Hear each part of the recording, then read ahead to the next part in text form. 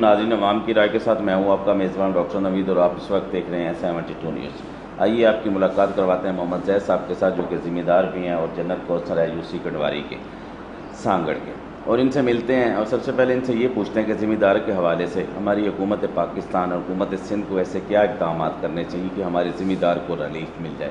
Basically ज़िम्मेदार हमारा जो है रीढ़ की हड्डी को कहा जाता है, लेकिन हम लोग जो है ना इस पर इम्प्लीमेंट नहीं करते, सिर्फ नाम तक रीढ़ की हड्डी जो है ना कहा जाता है। इनको बहुत सारी मुश्किलात हैं, कोई सब्सिडी वगैरह जो है नहीं दी रही। 47 से लेके आज तक इनको कोई नहीं पूछा जा रहा और ज़िम्मेदार हमेशा पिस रहा है।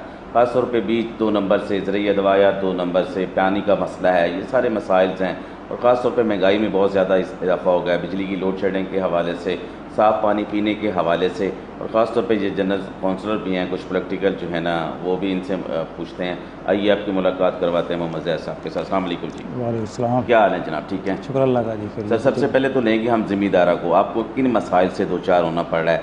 अगर हम हुकूमत सिंध को, हुकूमत पाकिस्तान को दिखा सकें कि हमारे ज़िम्मेदार के मसाइल को दूर कर सकें, तो इंशाअल्लाह ताला हमारा पाकिस्तान खुशहाल होगा, हमारा ज़िम्मेदार खुशहाल होगा, हमारी मौशी तरक्की में इजाफा होगा। सर, सब प्रॉब्लम तो ज़िम्मेदारी में बहुत सारे आ रहे हैं। जिस तरह अभी DAP की खाद को ले लेते हैं, तो ये पिछले एतवार में हमें मिल रही थी 3700-3600 रुपये की। जी।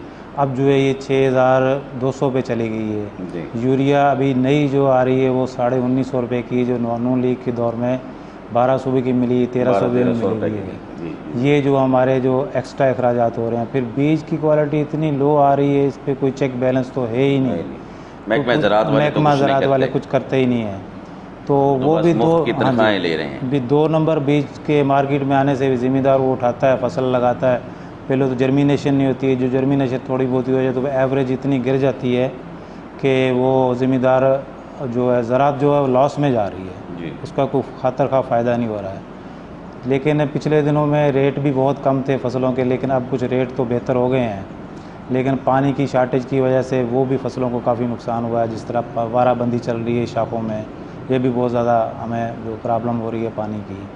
फिर जो मैं अपने इलाके के हवाले से अगर बात करूं, तो यहाँ पे कुछ सेम नाला गुज़र रहा है जो सेम और थोर को ख़त्म करता है।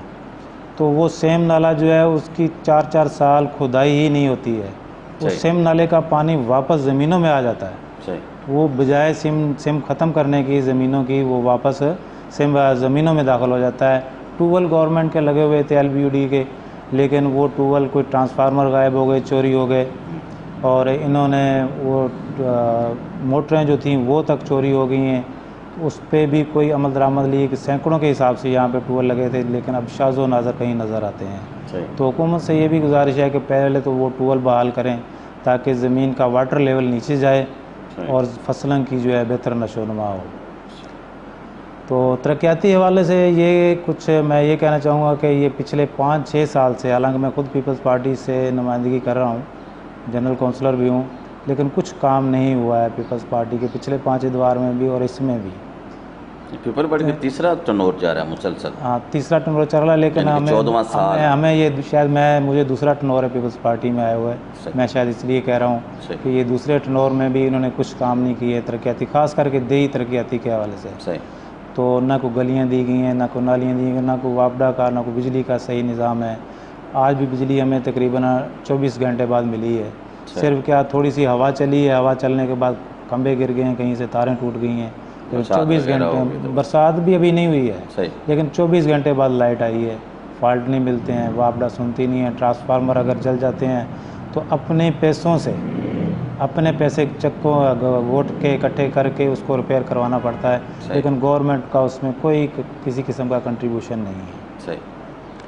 तो ये सिंध गवर्नमेंट से भी, जो सिंध गवर्नमेंट के काम करने वाले हैं उनसे भी रिक्वेस्ट है, और जो वफाक के अंडर में आते हैं उनसे भी गुजारिश है कि खुदारा इस तरफ आएँ, नीचे की तरफ ही आएँ। सिर्फ ऊपर ही बैठकर मीडिया में वो उसको हल उसका ना निकाल दिया करें, अमली तौर पे नीचे आए, ताकि ये हमें मीडिया का काम होता है तो दिखाना। हम तो रियासत नहीं है ना, हम तो उस पर इम्प्लीमेंट नहीं करवा सकते। नहीं, मैं उनसे कह रहा हूँ कि जो पॉलिटिशियन मीडिया पे बैठ के कह देते हैं कि हमने ये काम कर दिया, हमने वो कर दिया, लेकिन अमली तौर पे कुछ नहीं है। बिल्कुल तो वो कह रहे हैं कि जो मीडिया पे बैठ के वो बातें कर रहे हैं ना, वो आके नीचे आ टॉक शो की बात कर रहे हैं। तो इस वक्त महंगाई का तनासब बहुत ज़्यादा हो गया, बिजली की लोड शेडिंग इतनी हो गई जैसे आप बता रहे हैं, और बिजली महंगी इतनी कर दी गई है उस हवाले से, और ख़ास तौर पे हुकूमत सिंध को आप क्या मैसेज कन्वे हाँ, करेंगे? महंगाई तो ओवरऑल पाकिस्तान में पूरे में बहुत ज़्यादा है। जी। अब मैं ऑयल ख़रीदता रहा हूँ 140 रुपये का लीटर, जी। आज वो 320 रुपये लीटर पे चला गया। दाल जो मैं 110 की 120 की ख़रीदता रहा हूँ वो 220 पे चलेगी। कुछ 100-150% जो है ना वो दालें, ऑयल, घी, जी। ये चावल, ये सारी चीज़ें महंगी हो गई हैं। तो एक मज़दूर आदमी या एक मिडिल क्लास का ज़मींदार, जिस तरह मेरे पास है 16-17 एकड़ का ज़मींदार हूँ, इनके लिए ये बहुत ही ज़्यादा मुश्किल हो गया। बिजली के बिल आए रोज़, मीटर इतना चलता नहीं है जितने ये बिल भेज देते हैं। जी। और जब देखते हैं तो बोलते हैं भाई रीडिंग आप लोगों की सही है, गवर्नमेंट ने रेट बढ़ा दी है जिसकी वजह से आपको जो बिल जो है ना बहुत ज़्यादा बढ़े हैं। तो इस चीज़ पे खास करके सब्सिडी की तरफ कुछ आएँ ताकि ज़मींदार को सब्सिडी मिले और बीज की क्वालिटी को जो है ना वो हर सूरत जो है ना वो अच्छे ज़मींदार को मुहैया करें। लास्ट पे मोहम्मद जैद साहब, हुकूमत सिंध को क्या मैसेज कन्वे करेंगे? हुकूमत सिंध से ये मैं आपको मैसेज करूँगा कि आपके 5 साल पिछले, उससे भी 5 साल, ये 5 साल और अभी इस हुकूमत के भी 3 साल हो गए हैं, लेकिन अभी फील्ड में आप निकलें, फील्ड में काम करें। मैं भी खुद पीपल्स पार्टी से हूँ, तो लोग हमसे पूछते हैं भाई आप लोग उस जमात को छोड़ के इस जमात में आए हो, तो हम जो हमसे वादे किए थे वो काम तो करवा के दो। लेकिन मैं खुद कह रहा हूँ कि मैं कुछ काम नहीं करवा सका। मिलता भी हूँ MPA से, MNA से, जो हमारे जिन सोर्सेज से हमें तरक्याती काम मिलते हैं, लेकिन कुछ भी नहीं मिला। तो अगले इलेक्शन अगर जीतने हैं तो मेहरबानी करके आप आएँ इधर। जो तरक्याती काम छोटे छोटे हैं और वो ज़रूरी भी हैं, हेल्थ के हवाले से भी हैं, साफ़ पानी पीने के हवाले से हैं, ज़राअत के हवाले से भी हैं, रोड रस्तों के हवाले से भी हैं, तो वो करके दें ताकि जो है ना आवाम हमसे मुतमिन भी हो और आप लोगों से भी मुतमिन हो। बहुत नाज़रीन, ये थे मोहम्मद जैद साहब जो कि ज़िम्मेदार हैं और जनरल काउंसलर भी हैं, अपने ख्यालात का इज़हार कर रहे थे। मसाइल तो बहुत सारे हैं, ख़ासतौर पर ज़िम्मेदार के हवाले से उन्होंने बड़े सारे मसाइल का जिक्र किया। पानी का मसला है, सेम जो कि नाले हैं उसकी जो है ना वो सही तौर पे जो देखभाल जो है ना वो नहीं होती।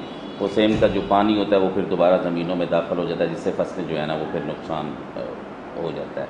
और ख़ास तौर पे जो है ना यहाँ पे जनरल काउंसलर हैं, पीपल्स पार्टी के उम्मीदवार भी हैं, और ख़ास तौर पे जो है ना यहाँ पे तरक्याती काम जो है ना वो देखने में नज़र नहीं आए। लोग इनसे उम्मीद लगा के बैठे हैं, ख़ास तौर पे रोड्स नहीं बने गए, सेहत का भी बहुत ज़्यादा जो है ना है, और ख़ास तौर पे जो है ना साफ़ पानी के हवाले से। और लोग इनसे पूछते हैं कि काम नहीं हुआ। MNA MP हज़रात से भी मिलते जुलते रहते हैं, लेकिन है कि वहाँ TV पे बैठते कि टॉक शो में तो सारा कुछ हो जाता है, लेकिन है कि यहाँ अमली तौर पे कुछ नहीं होता।